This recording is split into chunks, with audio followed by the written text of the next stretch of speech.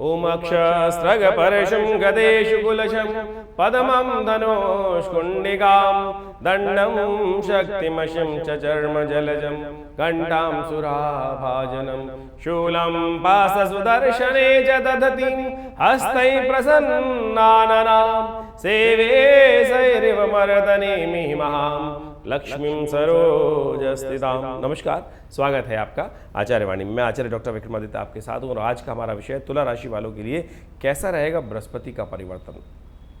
देखिए, बृहस्पति महाराज इस वक्त ग्रहों के योगा योग के साथ परिवर्तन की तरफ जा रहे हैं। 6 सितंबर को बृहस्पति महाराज परिवर्तन करते करते अपनी मार्गी गति से वक्र गति में हो जाएंगे और वक्र गति होकर जिस प्रकार से 4 महीने तक वक्र स्थिति में रहेंगे। 6 तारीख को बृहस्पति महाराज सुबह 4:27 पर 21 अंश की जब होंगे, जो भरणी के करीब तृतीय चरण में चल रहे होंगे, तब वक्र स्थिति में जाएंगे और 31 दिसंबर तक वापस वक्र गति की तरफ रहेंगे और करीब करीब 10 अंश वापस जाएंगे। ये 10 अंश वापस जाकर 11 अंश की जब हो जाएंगे वक्र गति से चलते चलते, तब पुनः मार्गी होंगे 31 दिसंबर को शाम को करीब 4:31 पर और उस वक्त अश्विनी के चतुर्थ चरण पर वहाँ विद्यमान होंगे। तो ऐसे में ये बृहस्पति का जो परिवर्तन है वो बहुत महत्वपूर्ण रखता है। यदि हम तुला राशि के संबंध में बात करें तो तुला राशि के हिसाब से बृहस्पति आपकी राशि के अनुसार से बहुत इंपॉर्टेंट भावों के मालिक हैं। आपकी राशि के अनुसार से यदि हम देखें तो चतुर्थ के मालिक, सुख भाव के जो विशेष तौर पर तृतीय भाव के मालिक माने जाते हैं। तृतीय भाव जो भाव है वो मित्र का भाव है, हिम्मत का भाव है। चतुर्थ नहीं, तृतीय भाव के मालिक माने जाते हैं और तृतीय भाव में बृहस्पति मालिक होने के कारण से वहाँ से संबंध बहुत विशेष तौर पर आता है, क्योंकि बृहस्पति इस वक्त आपके जहाँ चल रहे हैं, आपके सप्तम भाव में चल रहे हैं, मेष राशि में चल रहे हैं, वहाँ से इस भाव को देख भी रहे हैं और ऐसे में वक्र गति में जब प्राप्त करेंगे तो क्या क्या आपके जीवन में लाभ और हानि के योग बनाएंगे, वो सब भी हम आपको समझ लेना चाहिए। इसके साथ साथ बृहस्पति महाराज 6ठे भाव के भी स्वामी हैं। 6ठा भाव रिपु भाव है और शत्रु रोग का भाव माना जाता है, वहाँ के भी स्वामी होने के कारण से उसका प्रभाव भी उत्पन्न करते हैं। और इस वक्त राहु के साथ बृहस्पति का योग चल रहा है। जब से बृहस्पति मेष राशि में आए वैसे ही पहले से वहाँ पर राहु विद्यमान थे। आपके जो विशेष तौर पे बात करें हम, सप्तम भाव है आपका, स्त्री का भाव है आपका, विशेष तौर पर जीवन साथी का भाव माना जाता है और विशेष तौर पर वहाँ पदार्पण करने के कारण से बृहस्पति महाराज पूरी तरह से राहु के साथ होने के कारण से शुभ फल नहीं दे पा रहे थे। अन्यथा बृहस्पति सप्तम भाव में आने के बाद तो बहुत प्रकार से उन्नति के योग देता है, कई प्रकार से आगे बढ़ने के योग देता है, लेकिन बृहस्पति महाराज राहु के साथ दृष्ट होने के कारण से कई प्रकार से शुभ फल जो पूरी तरह से प्राप्त होने के योग थे वो नहीं बन पा रहे थे। ऐसे में कई जगह गाड़ी फंस जाती थी, ऐसा लगता था कि बिल्कुल काम बन रहा है और हो नहीं पा रहा था। सारा का सारा बृहस्पति का शुभ प्रभाव जो था वो राहु महाराज शून्य करते चले जा रहे थे। अब इस दौरान जब बृहस्पति वक्री होंगे तो एक तरह से आपके लिए मैं कहूँगा आने वाले समय की बहुत अच्छी सूचना लेके आए हैं बृहस्पति वक्री होना।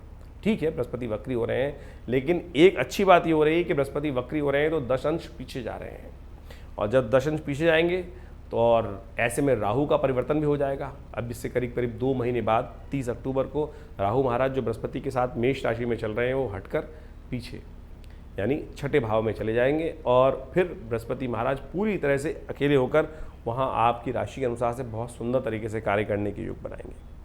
जब बृहस्पति महाराज यहाँ पर उदय होंगे, विशेष तौर पर हम बात करें कि मार्गी होकर यहाँ पर स्थित होंगे, तब आगे बढ़ने के अद्भुत अवसर आपकी राशि के अनुसार से बनेंगे। बहुत सुंदर शुभ फल प्राप्त होने के योग बन सकते हैं और ऐसे में बहुत प्रकार से कहा जाता है कि व्यक्ति के जीवन में कई प्रकार से कार्य के लाभ होने के योग बन सकते हैं, यानी वर्चस्व फैलने के योग बन सकते हैं।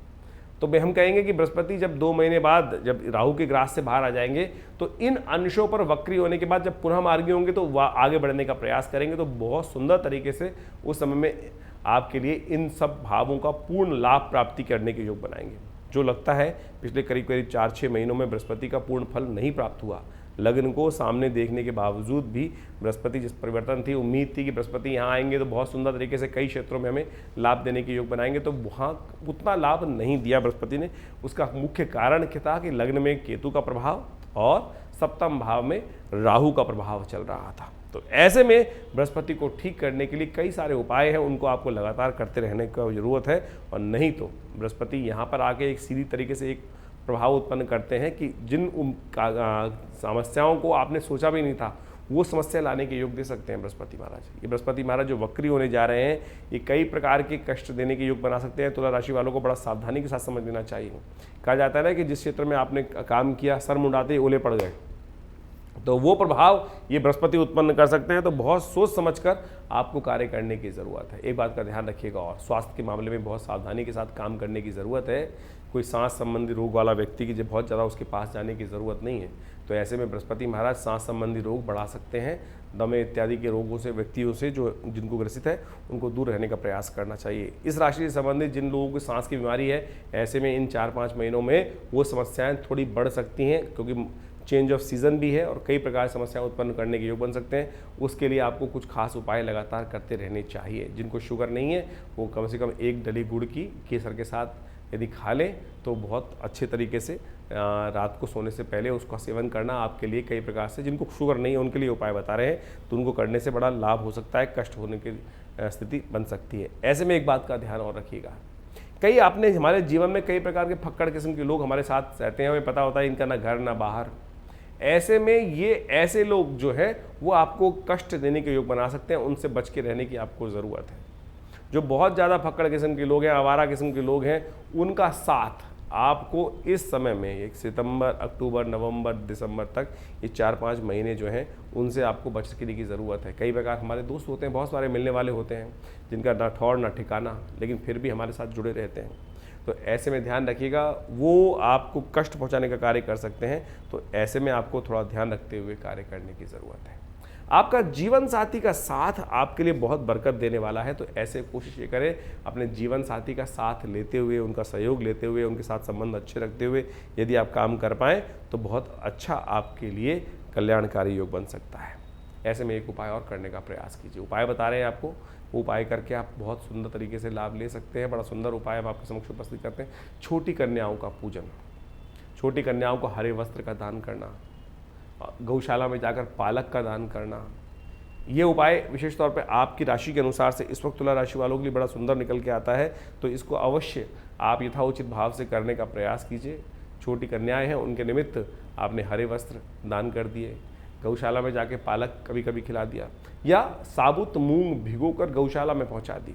बुधवार के दिन ये उपाय करेंगे तो बहुत सुंदर तरीके से आपके लिए कष्टों को दूर करने वाला योग बन सकता है। इन चीज़ों को अवश्य करने का प्रयास कीजिए। एक उपाय और बता देते हैं, रूहानी उपाय है, बहुत सुंदर तरीके से आपको लाभ दे सकता है।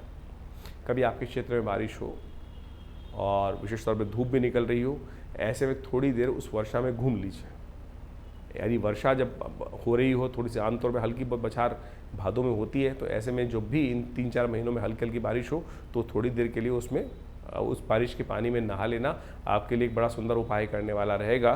तो इसको आप कर बहुत सुंदर तरीके से अपने ग्रहों के प्रभाव को शून्य कर सकते हैं, अशुभ प्रभावों को शून्य कर सकते हैं और लाभ प्राप्ति के योग बना सकते हैं। बड़ा सुंदर तरीका है। इन सब चीज़ों को करते हुए, समझते हुए आपको कार्य करने की ज़रूरत है। देखिए, बृहस्पति महाराज का ये परिवर्तन जो है, ये आप समझ लीजिए, ये किन किन क्षेत्रों में नुकसान देने वाला है वो हमने आपको बताया।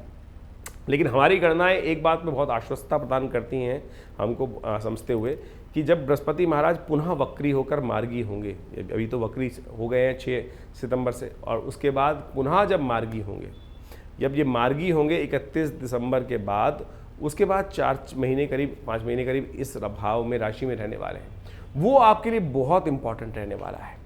एक तो बृहस्पति के ने विशेष तौर पे अभी 20 अंश तक जो रात यात्रा पार करी है, वो राहु के साथ पार करी है। उसमें से 10 अंश वापस जाएंगे, 11 अंश तक जाएंगे इन 4 महीनों में।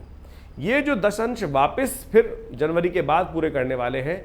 जिन चीज़ों में कुछ कमी रह गई थी, यानी बृहस्पति का अशुभ प्रभाव जो था, उसको शुभ करने का मार्ग बृहस्पति नहीं ढूंढ पाए थे, अब उन सब भावों में बृहस्पति शुभ प्रभाव उत्पन्न करने के योग जनवरी के बाद बहुत सुंदर तरीके से आपकी राशि के अनुसार से बनाने वाले हैं।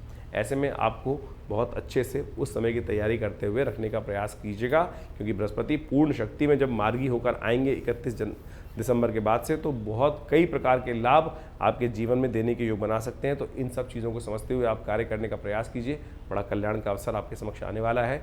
और इसके अलावा भी कोई मन में प्रश्न चल रहा हो तो चिंता ना करें, हम आपके साथ हैं। फ़ोन नंबर स्क्रीन पर चल रहे हैं, संपर्क कर सकते हैं। नमस्कार।